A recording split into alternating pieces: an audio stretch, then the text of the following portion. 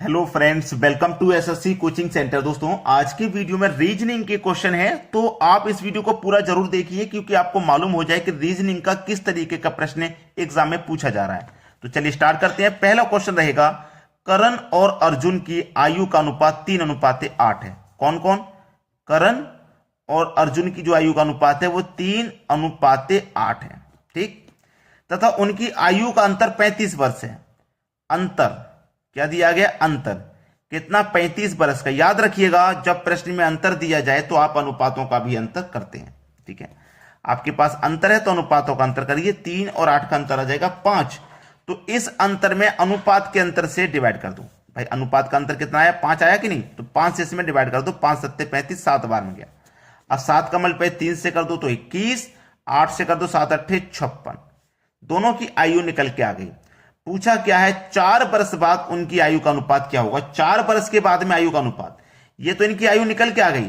अब 4 वर्ष के बाद पूछा तो इसमें भी 4 जोड़ो और इसमें भी 4 जोड़ो। तो 21 में 4 जोड़ेंगे 25 और आप 56 में 4 जोड़ेंगे 40 नहीं 4, तो ये हो जाएगा 60। अब आयु का अनुपात पूछा है तो 5 से कटेगा, यानी कि 5 बचे 25 और 5 से कट जाएगा ये 12 बार में, तो 5:12 हो जाएगा सही जवाब। इधर लिख देते हैं 5:12। ये आपके प्रश्न का बिल्कुल सही जवाब है, पहला ऑप्शन। क्लियर है? उम्मीद करता हूं सभी को अच्छे से समझ में आ गया है। अब देखेंगे अगला सवाल। अगला प्रश्न है, दी गई आकृति में कितने त्रिभुज हैं? एक आकृति आपको यहां दी गई है, इसमें बताना है कि कितने त्रिभुज हैं। ठीक है, कितने त्रिभुज हैं? देखिए, आप यहां पे छोटे छोटे गिन लीजिए। 1 2, यानी कि एक ये हो गया सिंगल, दूसरा ये हो गया, 2 हो गए ना, ये हो गया तीसरा ऐसे करके, ये हो गया चौथा ऐसे करके, ये पांचवा ऐसे करके और ये छठा। यानी कि 6 त्रिभुज तो इसमें हैं, मुझे दिख रहे हैं 6 तो हैं। ये सिंगल सिंगल हमने काउंट किए। अब डबल डबल काउंट करेंगे भाई, डबल डबल। यानी कि देखो, इन दोनों को मिला के एक बन गया, एक ऐसे इन दोनों को मिलाकर के बन गया एक, यानी कि 2 ये बन गए, इधर साइड में बन गए कि नहीं बन गए? 2 ऐसे देखो, इधर साइड में भी ये 2 बन जाएंगे, इन दोनों को मिला के एक बन गया। ऐसे ही इन दोनों को मिलाकर के एक बन गया, तो 2 इसमें और बन गई। ये क्या और बन रहे हैं? बिल्कुल बन रहे हैं।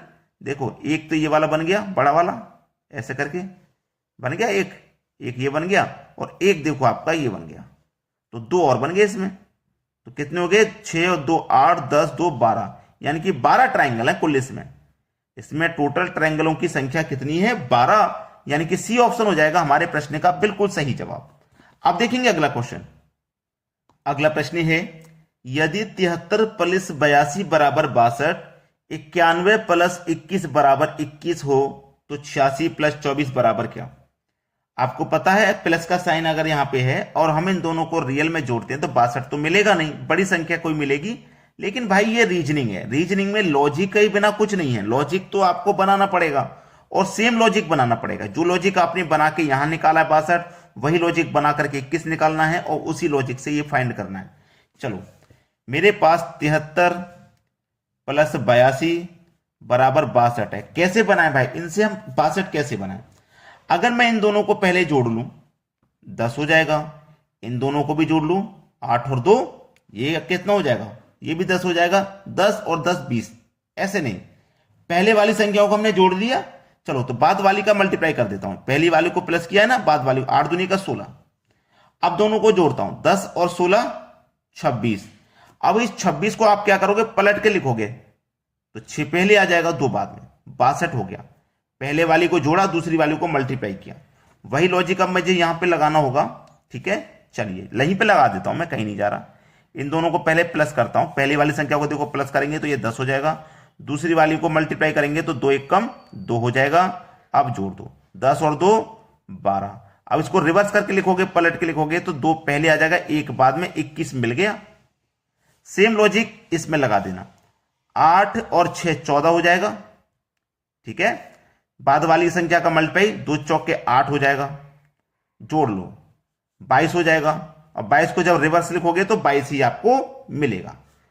सी ऑप्शन बिल्कुल सही जवाब है। चलिए अब देखते हैं अगला क्वेश्चन। प्रश्न है, 6 का रिलेशन 222 से है तो 8 का रिलेशन किस संख्या से होगा? आप 6 एक छोटी संख्या को 222 इतनी बड़ी संख्या से कैसे रिलेट करोगे? आपको इसके लिए स्क्वायर और क्यूब याद होना बहुत जरूरी है। मैंने आपको पहले भी बताया है कि स्क्वायर और क्यूब अगर आपको याद नहीं है तो याद कर लो, क्योंकि आप 6 का क्यूब करोगे तो कितना होता है 216, और इसमें 6 को ही जोड़ दो, ठीक है, 6 को ही जोड़ दो तो 222 मिल जाएगा। भाई 216 में 6 जोड़ेंगे 222, बिल्कुल एज इट इज ट्रिक यहां लगा दीजिए।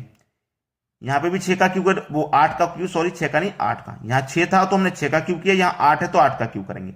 8 का क्यूब कितना होता है 512। अब यहां 6 का क्यूब क्या था, 6 को ही जोड़ा, यहां 8 का क्यूब करें तो 8 को ही जोड़ देंगे, ठीक है। 512 में जोड़ दो 8, ये हो जाएगा 520। सवाल खत्म, 520 बिल्कुल सही जवाब है आपका।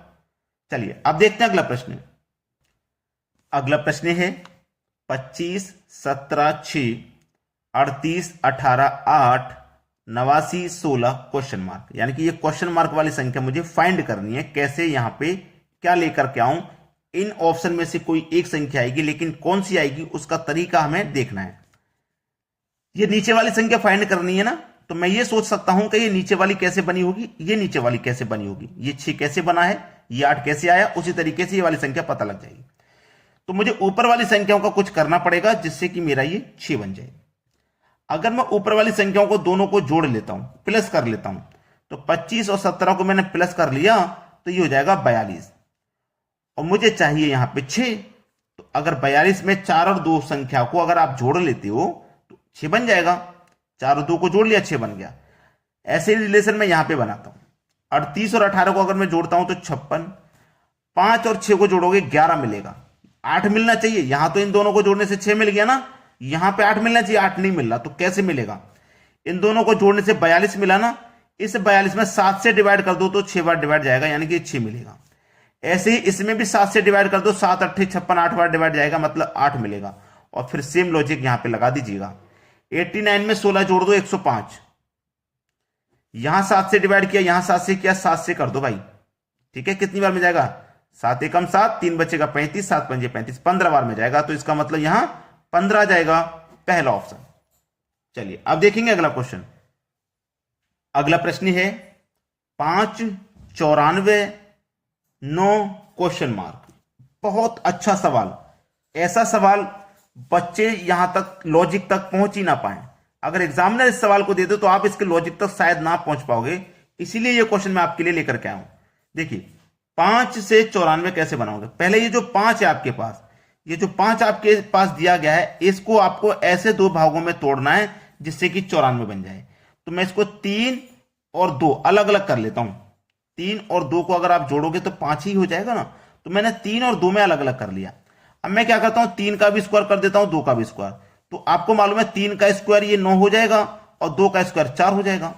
बिल्कुल ऐसे ही मुझे इनका अलग अलग करना है, इनको भी ऐसे ही बिल्कुल अलग अलग करना है मुझे। किसको? 9 को। तो 9 को कैसे अलग अलग करूंगा? 3 प्लस 6 9 होगा, 6 प्लस 3 9 होगा। अगर मैं 3 का स्क्वायर करूं तो 9 होगा, और 6 का स्क्वायर करूं तो 36 होगा। भाई दोनों का स्क्वायर ही तो करूंगा, तो 936 हो जाएगा। और 936 मेरे पहले ही ऑप्शन में दिया गया है, ये मेरे क्वेश्चन का बिल्कुल सही जवाब है। तो आपको यह समझ में आ गया होगा कि इस तरीके का लॉजिक भी एग्जाम में पूछा जाता है। और अगर आपसे नहीं आता हो, क्योंकि बहुत इंपॉर्टेंट लॉजिक है ये, अभी तक बहुत कम बच्चे इसको जानते होंगे, ठीक है, तो आपको शेयर भी कर देना है ताकि अधिक से अधिक बच्चे जान पाए। चलिए अब देखते हैं अगला क्वेश्चन। अगला प्रश्न है इसका रिलेशन इससे है तो फिर इसका रिलेशन क्या बनेगा? पहले तो ये देख लीजिए इसका रिलेशन इससे कैसे बन रहा है, ठीक है। चलो सबसे पहली बात, इनको मैं नंबरिंग कर लूंगा तो आसान हो जाएगा बनाना, क्योंकि डी मेरा 4 पे आता है, 1 पे आता है, टी 20 पे आता है, ई 5 पे आता है, एस 19 पे आता है। नंबरिंग कर लिया मैंने इनको, ठीक है, इनको सबको मैंने नंबरिंग कर लिया। 1 पे आता है, 25 पे आता है, 20 पे आता है, 3 पे आता है, और ये ओपी 16 पे आता है। अब देखो पहली संख्या 4 थी, दूसरी संख्या 1, यानी कि माइनस का 3। दूसरी संख्या 1 है, दूसरी संख्या 1 है, और यहां दूसरी संख्या आपकी 25 है। दूसरी संख्या यहां पे आपकी क्या है? 25 है।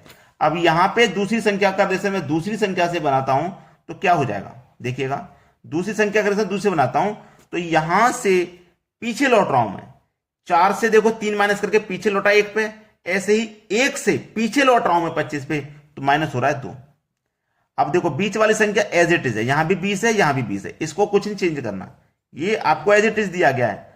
अब ये 5 से दिया गया 3 यानी कि -2, और ये 19 से दिया गया है 16 यानी -3। तो कुछ समझ में आया? पहली संख्या -3, दूसरी संख्या -2।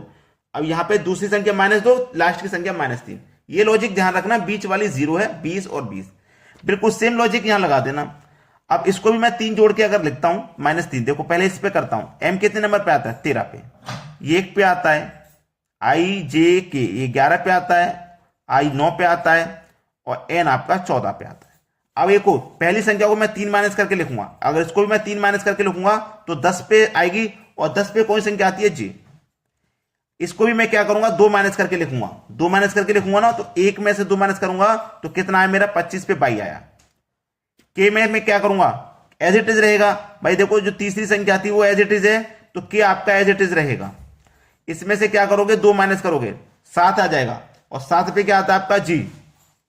इनमें से क्या करोगे? 3 माइनस करोगे तो 11 पे। 11 पे क्या आता है आपका? के।